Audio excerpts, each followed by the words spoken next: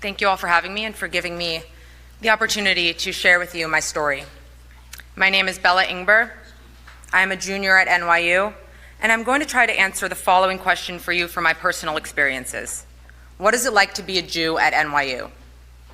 Being a Jew at NYU is walking to class and passing torn and defaced posters of innocent hostages with the words occupier and murderer written across their faces. It is going to Bobst Library to study and being interrupted by unauthorized protests where students and faculty call for a globalized intifada revolution, an incitement to violence against Jews everywhere, and a call for the annihilation of the Jewish state and my friends and family who live there.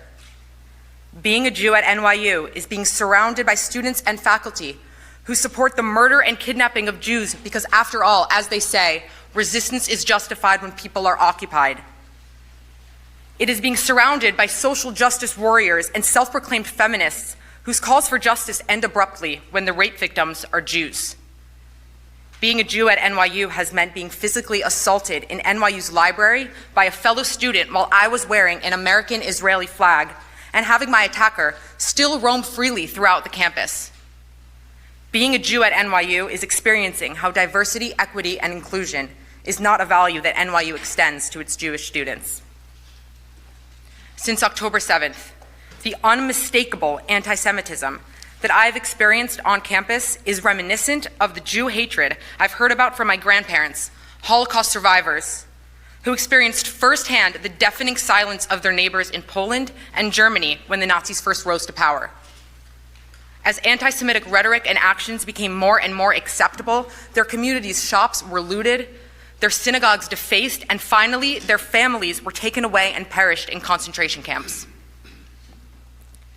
Today, in 2023, at NYU, I hear calls to gas the Jews, and I am told that Hitler was right. To the NYU administration, you are not free to selectively enforce your own rules.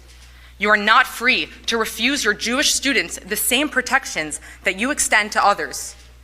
NYU has adopted the International Holocaust Remembrance Association's definition of anti-Semitism, which recognizes that calls to harm Jews in the name of radical ideology, calls to eradicate Israel, to deny the Jewish people their right to self-determination in their ancestral homeland is anti-Semitism that is punishable under NYU's Code of Conduct. I am a proud Jew, and I am a proud Zionist. I am the granddaughter of Holocaust survivors. We are not going anywhere.